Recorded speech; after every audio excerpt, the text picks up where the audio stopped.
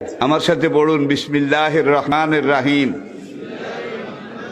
আস্তাগফিরুল্লাহ রব্বি মিন কুল্লি যামবিন ওয়া আতুবু ইলাইহি লা হাওলা ওয়ালা কুওয়াতা ইল্লা বিল্লাহিল আলিয়্যিল আযীম। তাওবা ইয়া আল্লাহ, তাওবা ইয়া আল্লাহ, তাওবা ইয়া আল্লাহ, তাওবা ইয়া রাব্বি, লা ইলাহা ইল্লাল্লাহু মুহাম্মাদুর রাসূলুল্লাহ। আল্লাহর কসম, পিছনের জীবনে সব গুনাহ আল্লাহ মাফ করে দিয়েছে এই তওবার কারণে, সব মাফ করিয়া লাইছে।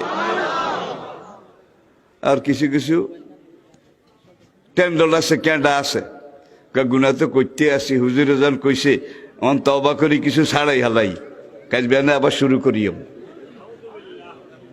এদের তওবা কবুল হবে না, মনে রাখতে হবে তওবা করছি শাসা হরে হালা কইছি তওবা করেছি জীবনে আর গুনাহ।